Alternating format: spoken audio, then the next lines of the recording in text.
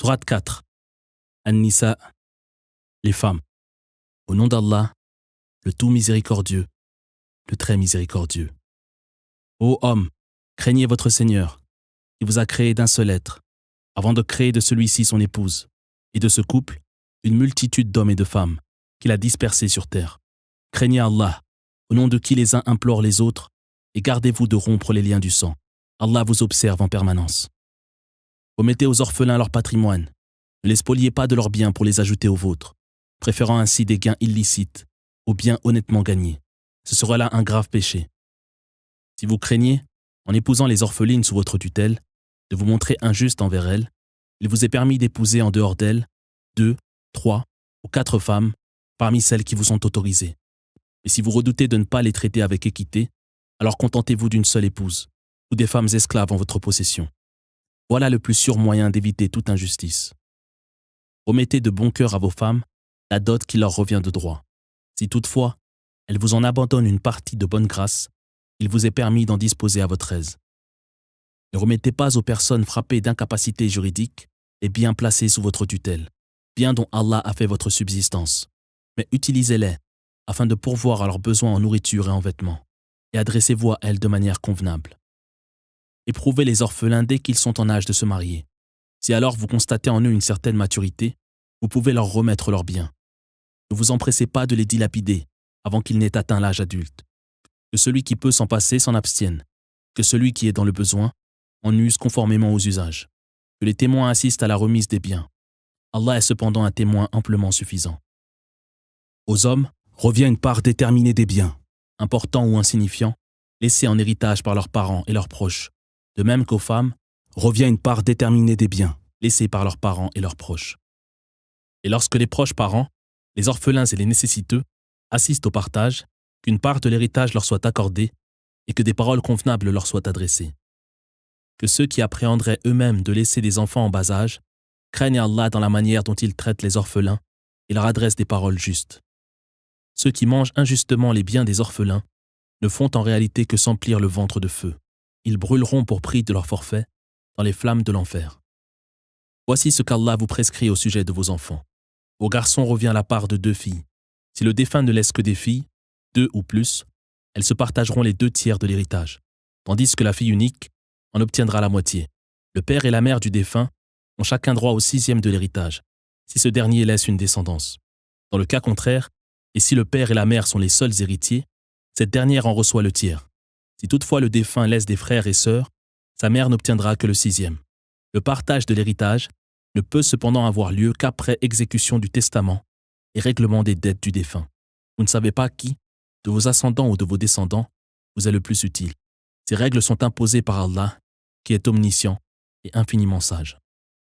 À vous, les hommes, revient la moitié de ce que laissent vos épouses, si celles-ci meurent sans postérité. Dans le cas contraire, vous en recevrez le quart, après exécution du testament et règlement des dettes. Et à vos femmes revient le quart de ce que vous laissez, si vous n'avez pas de progéniture. Dans le cas contraire, elles en recevront le 8e, après exécution du testament et règlement des dettes. Et si le défunt, homme ou femme, ne laisse ni ascendant ni descendant, mais un frère ou une sœur, alors chacun aura droit au 6e de l'héritage. S'ils sont plus de 2, ils s'en partageront le tiers après exécution du testament, qui ne doit pas léser les héritiers, et règlement des dettes. Ces prescriptions émanent d'Allah, qui est omniscient et longanime. Telles sont les lois d'Allah. Or quiconque obéit à Allah et son messager sera admis par le Seigneur dans des jardins traversés de rivières, où il demeurera pour l'éternité. Voilà le bonheur suprême. Quant à celui qui désobéit à Allah et son messager, et transgresse ses lois, il sera introduit dans un feu, ou voué à un châtiment humiliant, il demeurera éternellement.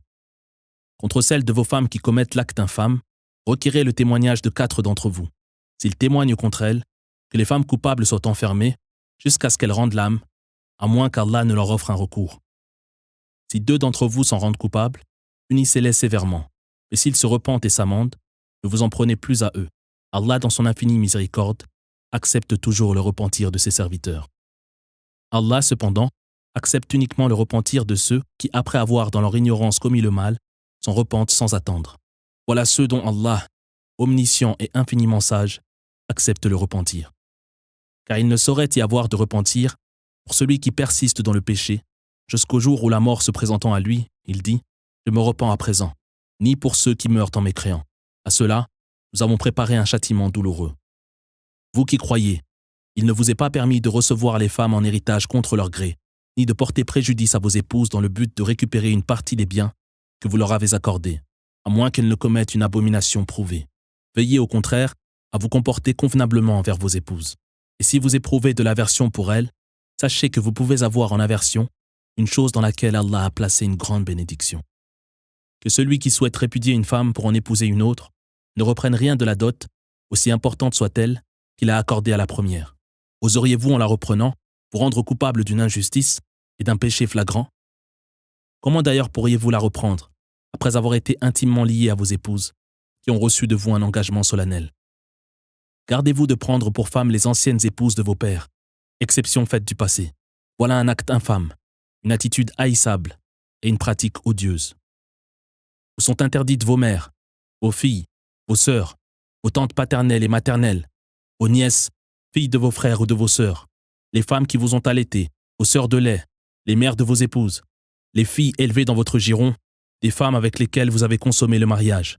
Vous ne commettez donc aucun péché en les épousant si le mariage avec leur mère n'a pas été consommé, ainsi que les anciennes épouses de vos fils biologiques. Il vous est également défendu d'avoir pour épouse 2 sœurs en même temps, exception faite du passé. Allah, en effet, est très clément et très miséricordieux. Vous sont également interdites les femmes mariées, à l'exception de celles capturées à la guerre. Voici ce qu'Allah vous prescrit. En dehors de cela, il vous est permis d'user de vos biens pour vous unir par voie légale, non en débauché. Remettez donc obligatoirement une dot à celle avec laquelle le mariage a été consommé. Vous ne commettez cependant aucun péché si d'un commun accord, vous décidez de modifier la dot préalablement fixée. Allah, en vérité, est omniscient et infiniment sage. Quiconque parmi vous n'a pas les moyens d'épouser une croyante de condition libre peut choisir une femme parmi les esclaves croyantes. Allah connaît parfaitement la réalité de la foi des unes et des autres, qui en outre sont égales par l'humanité.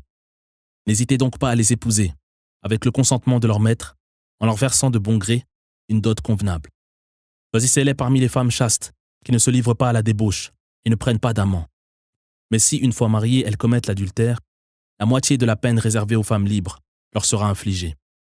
Une telle union n'est toutefois autorisée qu'à celui d'entre vous qui craint de tomber dans le péché.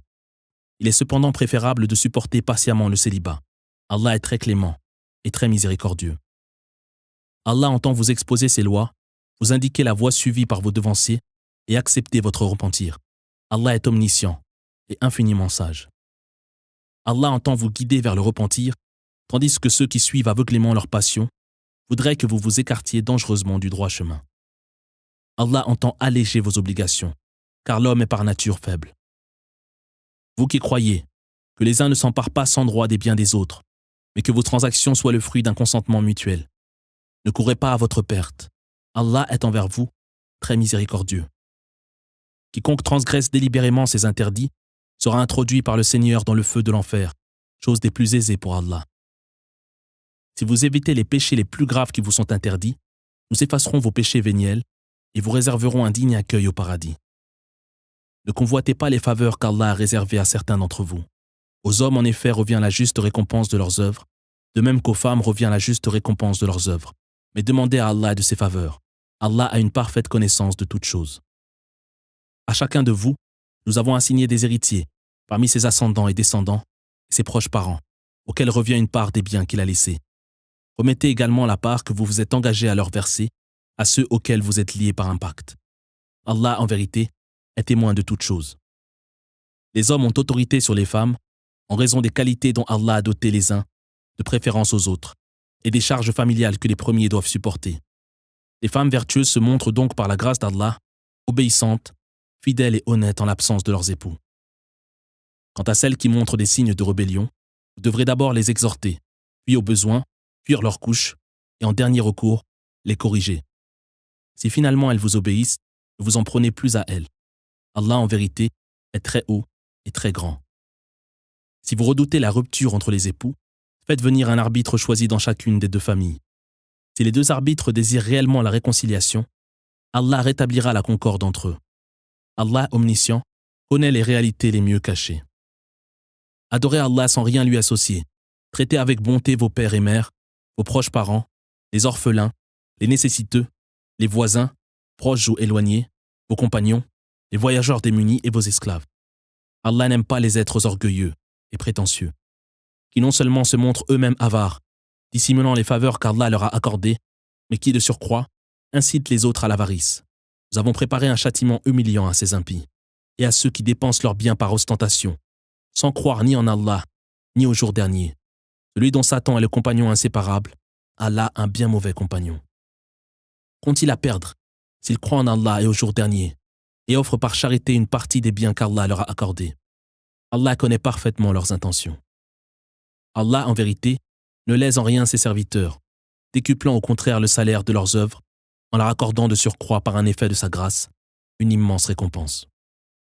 Qu'en sera-t-il des hommes lorsque le jour de la résurrection, nous ferons venir le prophète de chaque nation comme témoin et nous te ferons venir pour témoigner contre ceux-là? Ceux qui auront rejeté la foi et désobéi aux messagers souhaiteront ce jour-là que la terre se referme sur eux, mais ils ne pourront rien dissimuler à Allah. Vous qui croyez, gardez-vous de prier et d'approcher les lieux de prière en état d'ivresse, jusqu'à ce que vous sachiez ce que vous dites, ou en état d'impureté majeure, à moins d'être simplement de passage dans la mosquée, avant de prendre un bain rituel. Si vous avez satisfait un besoin naturel ou touché une femme, mais que, malade, vous ne pouvez vous purifier avec de l'eau, ou en voyage, vous en êtes privé, usez de terre pure que vous vous passerez sur le visage et les mains. Allah en vérité est très indulgent et très clément. N'as-tu pas vu ceux qui ont reçu une partie des Écritures, préférant eux-mêmes la voie de l'égarement à la voie du salut? Ils voudraient que vous vous détourniez vous aussi du droit chemin. Or Allah, qui connaît vos ennemis mieux que vous, est un protecteur amplement suffisant. Certains parmi les Juifs détournent les mots de leur sens, disant au prophète « Nous avons entendu, mais nous désobéissons » ou « Écoute, puisses-tu ne jamais entendre » ou encore « Prête-nous l'oreille », tordant les mots pour mieux dénigrer la religion. Or, il serait préférable pour eux, et plus juste de dire simplement « Nous avons entendu et nous obéissons. Écoute et regarde-nous. » Mais Allah les a maudits pour prix de leur impiété. Ils sont donc bien peu disposés à croire.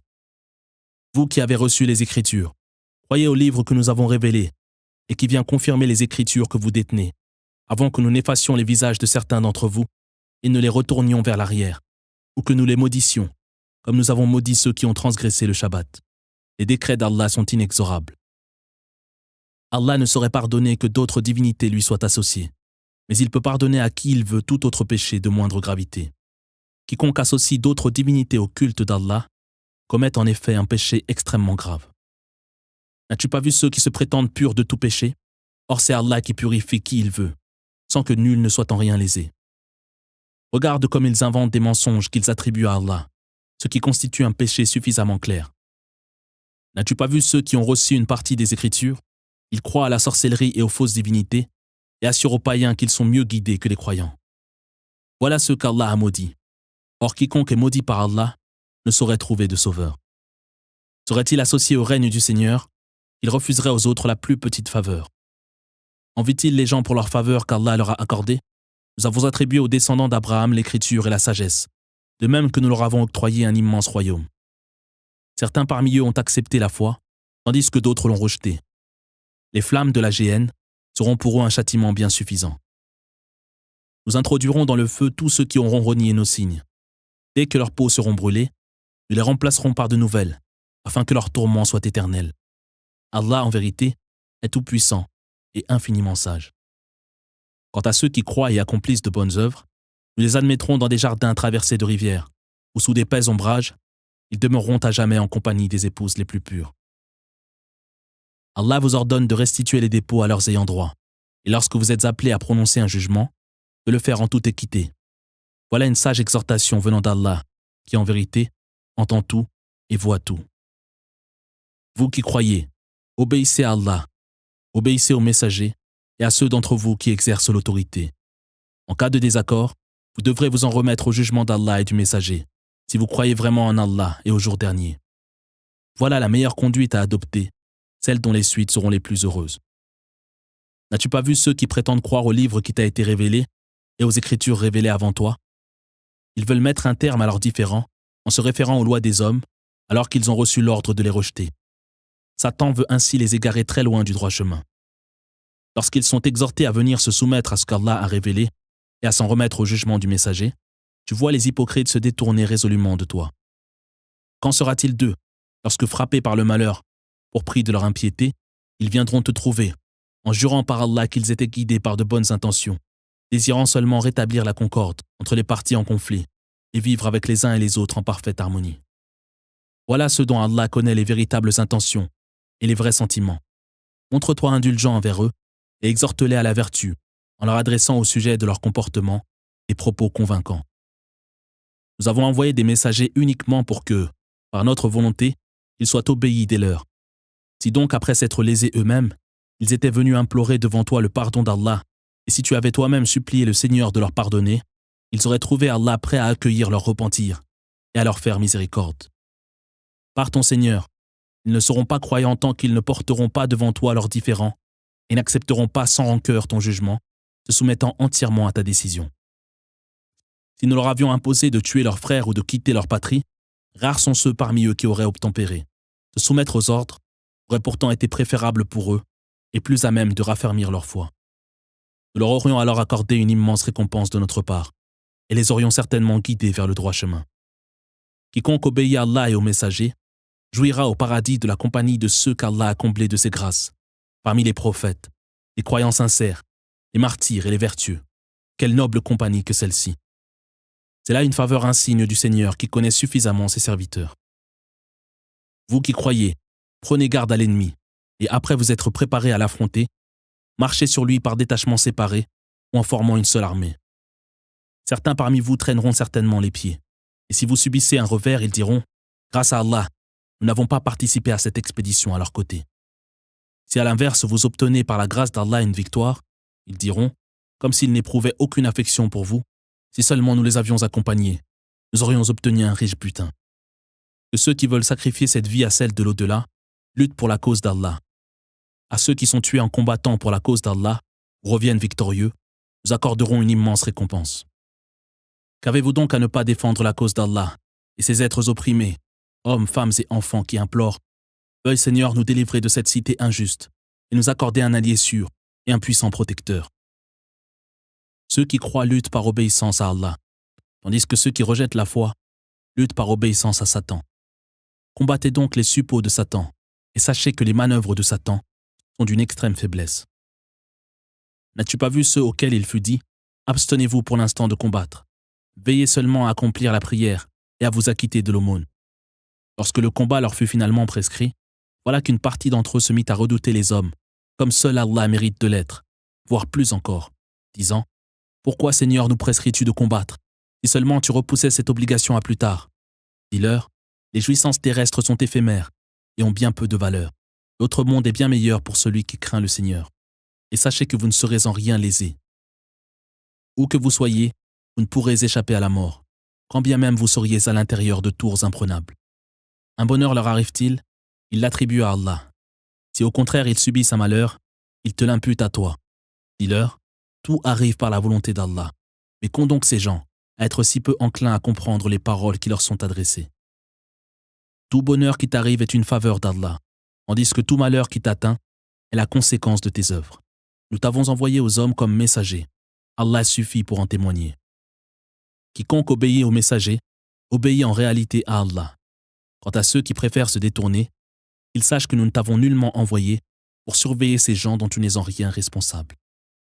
Ils jurent obéissance en ta présence, mais dès qu'ils t'ont tourné le dos, certains d'entre eux trahissent secrètement leur engagement, sans savoir qu'Allah consigne leur conciliabule. Ne te préoccupe donc pas d'eux, mais place ta confiance en Allah, dont le soutien suffit amplement à celui qui s'en remet sincèrement à lui. Ne sont-ils pas disposés à méditer le Coran? S'ils venaient d'un autre qu'Allah, n'y trouveraient-ils pas maintes contradictions?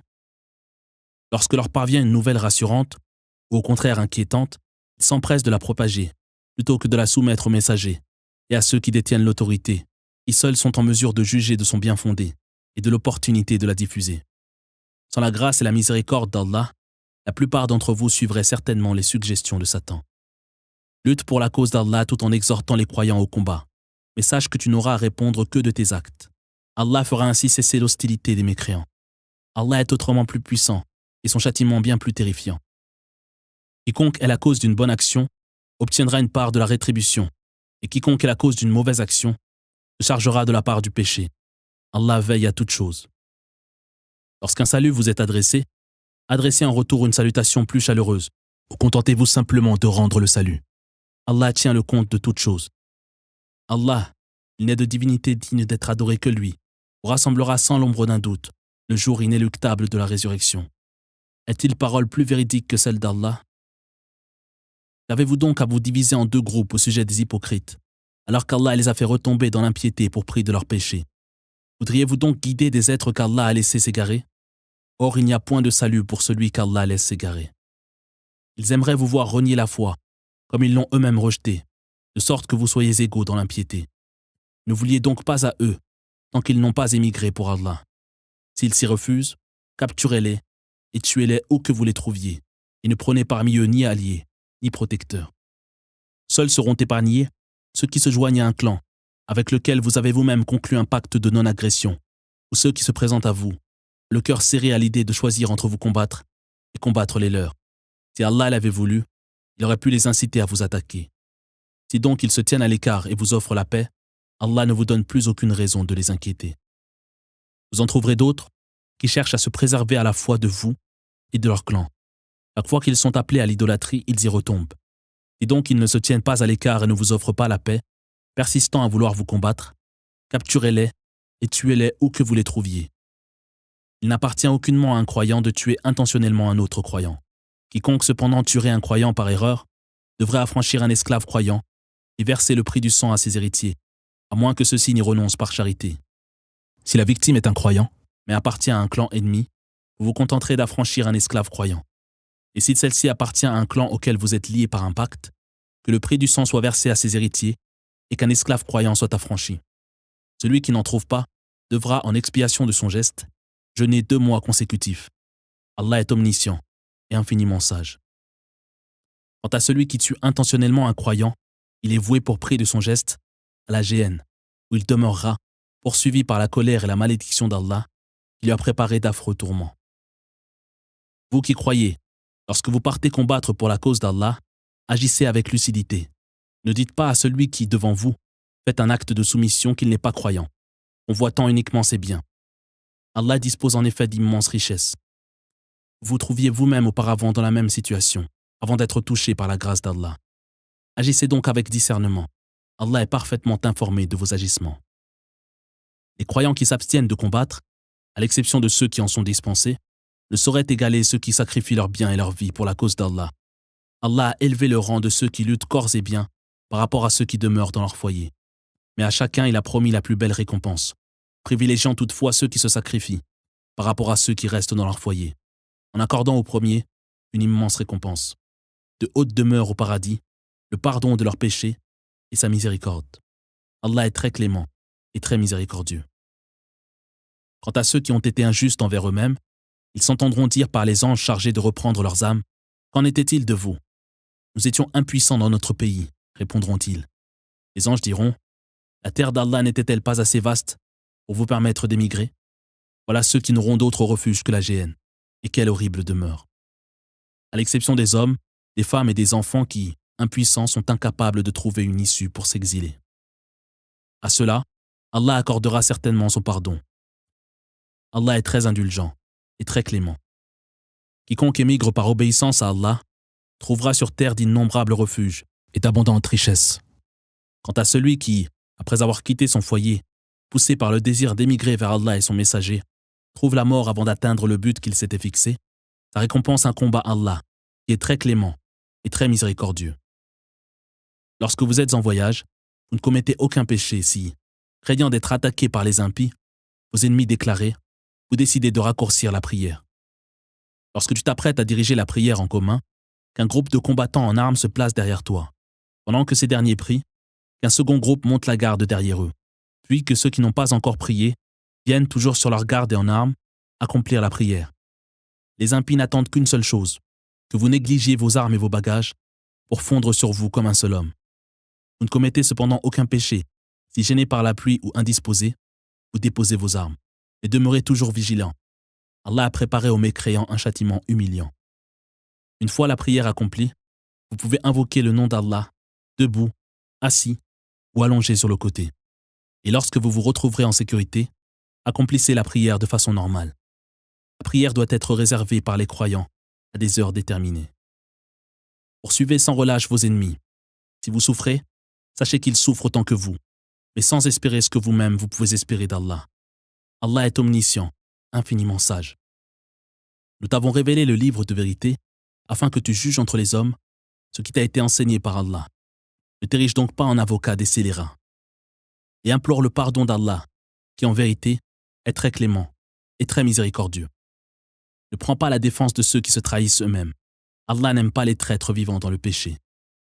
Ils se dérobent au regard des hommes sans chercher à se cacher d'Allah, qui pourtant est avec eux lorsqu'ils prononcent secrètement des paroles qu'ils réprouvent. Mais aucune de leurs manœuvres n'échappe à Allah. Voilà que vous prenez leur défense ici-bas. Mais qui, le jour de la résurrection, prendra leur défense devant Allah? Qui se chargera ce jour-là de les protéger de son châtiment? Quiconque, après avoir lésé autrui, ou s'être fait injustice lui-même, implore le pardon d'Allah, trouvera Allah très clément et très miséricordieux. Quiconque se rend coupable d'un péché en subira seul les conséquences. Allah est omniscient, infiniment sage. Quant à celui qui se rend coupable d'une faute ou d'un péché, puis en accuse un innocent, il s'est chargé d'une infâme calomnie et d'un péché évident. Sans la grâce et la miséricorde d'Allah envers toi, une partie d'entre eux aurait tenté de t'égarer, mais ils n'égarent en réalité qu'eux-mêmes, sans pouvoir te causer le moindre tort. Allah t'a révélé le livre et la sagesse, et t'a enseigné ce que tu ignorais. Le Seigneur t'a assurément comblé de ses faveurs.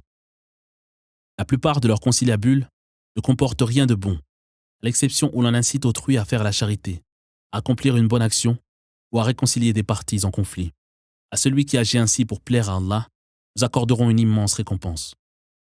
Que celui qui, après avoir clairement discerné la vérité, s'oppose au messager et se détourne de la voie des croyants, sache que nous l'abandonnerons au sort qu'il s'est choisi et l'introduirons dans la géhenne. Et quelle horrible demeure. Allah ne saurait pardonner que d'autres divinités lui soient associées, mais il peut pardonner à qui il veut tout autre péché de moindre gravité. Quiconque associe d'autres divinités au culte d'Allah s'est gravement écarté de la vérité. Qu'adore-t-il en dehors de lui, sinon des idoles affublées de noms féminins? Qu'adore-t-il en réalité, sinon un démon rebelle? Maudit par Allah, il dit, je séduirai certainement une partie déterminée de tes serviteurs. Je les détournerai du droit chemin et les bercerai d'illusions. Je les inciterai à fendre les oreilles des bêtes du cheptel et les pousserai à modifier la création d'Allah. Or, quiconque prend Satan pour maître en dehors d'Allah est manifestement perdu. Satan les berce d'illusions et leur fait de vaines promesses, par lesquelles il ne fait en réalité que les tromper. Voilà ceux qui n'auront d'autre refuge que la géhenne, à laquelle ils ne pourront échapper. Quant à ceux qui auront cru et accompli de bonnes œuvres, nous les admettrons dans des jardins traversés de rivières, où ils demeureront à jamais. Promesse d'Allah qui s'accomplira inéluctablement. Est-il parole plus véridique que celle d'Allah? Votre salut, comme celui des gens du livre, ne saurait dépendre de vos vaines espérances ou de leurs faux espoirs. Quiconque commet le mal devra en payer le prix, sans trouver contre le châtiment d'Allah ni soutien, ni protecteur. Quant à ceux, hommes ou femmes, qui accomplissent de bonnes œuvres, tout en étant croyants, ils entreront au paradis sans subir la moindre injustice. Qui professe meilleure religion que celui qui se soumet à Allah, tout en faisant le bien, et qui suit la voie d'Abraham, monothéiste pur et sincère, qu'Allah a élu et entouré de son amour? À Allah appartient tout ce qui se trouve dans les cieux et sur la terre. Sa science embrasse toutes choses. Ils t'interrogent au sujet des droits des femmes. Réponds-leur, Allah vous instruit à leur sujet. Ajoutez à ce qui vous a déjà été récité dans le Coran, à propos des orphelines que vous désirez épouser, sans leur remettre la dot qu'il leur revient de droit, mais aussi au sujet des mineurs sans défense, que vous ne devez pas priver de leur héritage, et des orphelins, que vous devez traiter avec la plus grande équité. Il n'est pas de bien que vous accomplissiez, dont Allah n'ait connaissance. Si une femme se sent dédaignée ou délaissée par son époux, l'un et l'autre ne commettent aucun péché s'ils parviennent à un arrangement. Il est d'ailleurs toujours préférable de trouver un compromis, bien que l'homme soit par nature égoïste. Mais si, redoutant d'être injuste, vous vous montrez bienveillant, sachez qu'Allah est parfaitement informé de votre comportement. Vous ne serez jamais en mesure, malgré tous vos efforts, de traiter vos épouses de manière parfaitement équitable. Ne penchez donc pas entièrement vers l'une, au point de délaisser complètement l'autre, la laissant en porte-à-faux. Si donc, redoutant d'être injuste, vous les traitez convenablement, sachez qu'Allah est très clément et très miséricordieux. Si les deux conjoints finissent par se séparer, Allah, par sa grâce, permettra à chacun de se passer de l'autre. Les faveurs et la sagesse d'Allah sont infinies. À Allah appartient tout ce qui se trouve dans les cieux et sur la terre. Nous avons ordonné à ceux qui ont reçu les Écritures avant vous et à vous-même de craindre Allah. Si donc vous rejetez la foi, sachez que tout ce qui se trouve dans les cieux et sur la terre appartient à Allah, qui peut donc parfaitement se passer des hommes et qui est digne de toutes les louanges. À Allah appartient tout ce qui se trouve dans les cieux et sur la terre. Il n'a besoin de personne pour régner sur l'univers.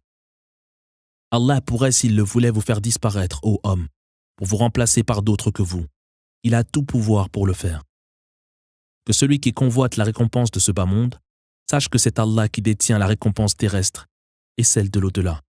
Allah entend tout et voit tout. Vous qui croyez, agissez en toute justice et rendez témoignage dans le seul but de plaire à Allah, même si vous devez pour cela témoigner contre vous-même, vos pères et mères, vos proches parents. Que celui contre lequel vous êtes appelé à témoigner soit riche ou pauvre. Sachez qu'Allah sait mieux que vous ce qui va dans son intérêt. Que vos sentiments ne vous empêchent donc pas de rendre justice. Et si vous produisez un faux témoignage ou refusez simplement de témoigner, sachez qu'Allah est parfaitement informé de vos agissements.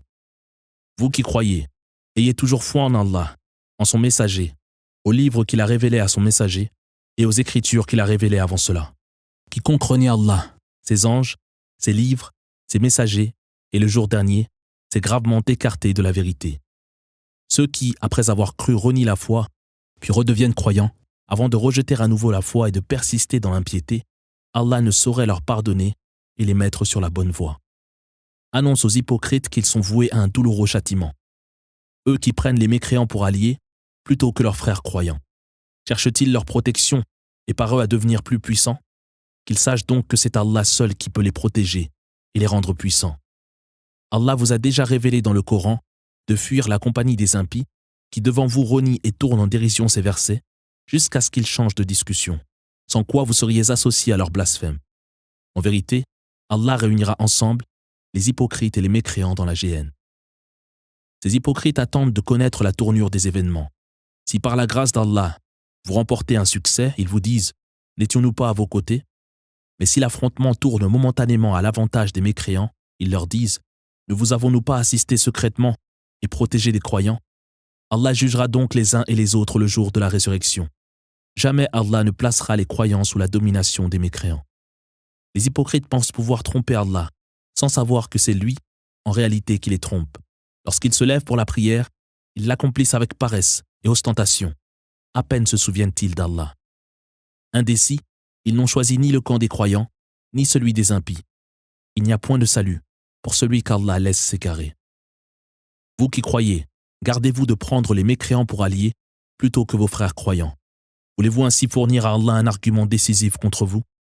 Les hypocrites se retrouveront au plus profond de l'enfer, dont nul ne pourra les sauver. À l'exception de ceux qui se repentent, s'amendent, s'attachent fermement à la religion d'Allah, s'en remettent au Seigneur et lui vouent un culte exclusif et sincère. Ceux-là seront en compagnie des croyants, auxquels Allah accordera une immense récompense. Allah n'a nul besoin de vous châtier si vous vous montrez reconnaissant et devenez croyant. Allah est très reconnaissant et omniscient. Allah n'aime pas les mauvaises paroles proférées à l'encontre d'autrui, sauf par celui qui est victime d'une injustice. Allah entend tout et sait tout. Que vous fassiez le bien publiquement ou discrètement, que vous pardonniez à celui qui vous a lésé, sachez qu'Allah est très indulgent et omnipotent. Ceux qui renient Allah et ses messagers, voulant faire une distinction entre la foi en Allah et la foi en ses messagers, puisqu'ils prétendent croire en une partie d'entre eux, tout en reniant les autres, voulant ainsi adopter une voie intermédiaire, ceux-là sont les véritables mécréants. Or nous avons préparé aux impies un châtiment humiliant. Quant à ceux qui croient en Allah et ses messagers, sans faire de distinction entre ces derniers, ils seront récompensés par Allah, qui est très clément et très miséricordieux. Les fils d'Israël te demandent de faire descendre sur eux un livre du ciel. Leurs ancêtres se sont montrés plus insolents encore, en demandant à Moïse « Fais en sorte que nous voyions Allah de nos propres yeux ». Ils furent donc foudroyés pour prix de leur iniquité. Puis, malgré tous les signes dont ils ont été témoins, ils ont adoré le veau, ce que nous leur avons pardonné, et nous avons permis à Moïse de produire des miracles éclatants. Dressant le mont au-dessus des Hébreux, nous avons contracté l'alliance avec eux. nous leur avons ordonné de franchir la porte en toute humilité et défendu de transgresser le Shabbat, prenant d'eux un engagement solennel. Nous les avons ensuite maudits pour avoir violé leur engagement, renié les signes d'Allah, tué injustement les prophètes et affirmé « Nos cœurs sont imperméables à la foi ». C'est plutôt qu'Allah a posé un sceau sur leur cœur pour prix de leur impiété, si bien qu'ils sont peu disposés à croire. Nous les avons aussi maudits parce qu'ils ont rejeté la foi, inventé contre Marie une infâme calomnie, et prétendu avoir tué le Messie, Jésus, fils de Marie, le messager d'Allah. Or, ils ne l'ont ni tué, ni crucifié, mais furent seulement le jouet d'une illusion. Tous ceux qui se sont opposés à ce sujet sont en réalité dans l'incertitude la plus totale, formulant de simples suppositions. Ils ne l'ont certainement pas tué, mais Allah l'a élevé vers lui. Allah est tout-puissant et infiniment sage. Il n'est personne parmi les gens du livre qui ne croira en Jésus avant sa mort, et le jour de la résurrection, il témoignera contre eux. Pour prix de leur iniquité, nous avons interdit aux Juifs les nourritures pures et saines qui leur étaient jusque-là autorisées, mais aussi pour n'avoir cessé de détourner les hommes de notre voie, avoir pratiqué l'usure qui leur était pourtant défendue, et s'être emparés injustement des biens d'autrui. Nous avons donc préparé à ceux d'entre eux qui ont rejeté la foi un douloureux châtiment. Quant à ceux parmi eux qui sont versés dans la religion et ceux qui ont la foi, ils croient au livre qui t'a été révélé et aux écritures révélées avant toi, accomplissent la prière, s'acquittent de l'aumône et croient en Allah et au jour dernier. À ceux-là, nous accorderons une immense récompense. Nous t'avons confié la révélation, comme nous l'avons confié à Noé et aux prophètes qui lui ont succédé. Nous l'avons confié à Abraham, Ismaël, Isaac, Jacob, aux fils d'Israël, à Jésus, Job, Jonas, Aaron et Salomon. Et à David, nous avons donné les psaumes. Il est des messagers dont nous t'avons fait le récit et d'autres dont nous ne t'avons pas fait mention. Allah a bel et bien parlé à Moïse. Les messagers chargés d'annoncer aux hommes la bonne nouvelle et de les mettre en garde. Ces derniers n'auront ainsi aucun argument à opposer à Allah après l'envoi des messagers. Allah est tout-puissant et infiniment sage. Allah témoigne de l'authenticité du livre qu'il t'a révélé avec le message de vérité. Les anges aussi en témoignent, mais Allah est un témoin amplement suffisant. Ceux qui rejettent la foi et détournent les hommes de la voie d'Allah se sont gravement écartés de la vérité. Ceux qui rejettent injustement la foi, Allah ne saurait leur pardonner et les mettre sur la bonne voie. Il les placera au contraire sur la voie de la géhenne, où ils demeureront à jamais, chose des plus aisées pour Allah. Ô homme, le messager vous a apporté la vérité de la part de votre Seigneur. Croyez donc en lui pour votre plus grand bien. Si vous préférez rejeter la foi, sachez que tout ce qui se trouve dans les cieux et sur la terre appartient à Allah, qui est omniscient et infiniment sage. Chrétiens, ne soyez pas excessifs dans vos croyances. Ne dites sur Allah que la vérité. Le Messie, Jésus, fils de Marie, n'est que le messager d'Allah. Son verbe qu'il a projeté en Marie est un esprit émanant de lui. Croyez donc en l'unicité d'Allah et en ses messagers. Cessez de parler de Trinité, cela est bien mieux pour vous. Allah est un Dieu unique, étant le maître des cieux et de la terre. Il est trop glorieux et trop saint pour avoir un fils, et il n'a besoin de personne pour diriger la création. Le Messie ne trouvera jamais indigne d'être le serviteur d'Allah, pas plus que les anges rapprochés. Quant à ceux qui, par orgueil, trouvent indigne d'adorer Allah, il les rassemblera tous vers lui. À ceux qui auront cru et accompli de bonnes œuvres, il accordera leur entière récompense et leur ajoutera même de ses faveurs. Quant à ceux qui auront refusé par orgueil de se soumettre à lui, il les châtiera douloureusement, sans qu'ils puissent trouver contre son châtiment ni soutien, ni protecteur. Ô homme, des preuves certaines vous ont été rapportées de la part de votre Seigneur, qui a fait descendre sur vous une lumière éclatante. Ceux qui donc croient en Allah, s'attachent fermement à sa religion et s'en remettent entièrement à lui, seront admis dans sa grâce, comblés de ses faveurs et guidés vers le droit chemin menant au Seigneur. Ils t'interrogent au sujet de la personne qui meurt sans laisser ni ascendant, ni descendant. Réponds-leur, Allah vous indique les règles relatives à ce type d'héritage. Si un homme meurt sans laisser ni parents ni enfants, mais uniquement une sœur, celle-ci aura droit à la moitié de la succession. Et son frère sera son seul héritier, si celle-ci meurt sans laisser ni ascendant, ni descendant. S'il laisse 2 sœurs ou plus, celles-ci se partageront les 2 tiers de l'héritage. Et s'il laisse des frères et des sœurs, alors au garçon reviendra la part de 2 filles. Allah vous expose clairement les lois successorales, afin que nul ne soit lésé. Allah a une parfaite connaissance de toutes choses.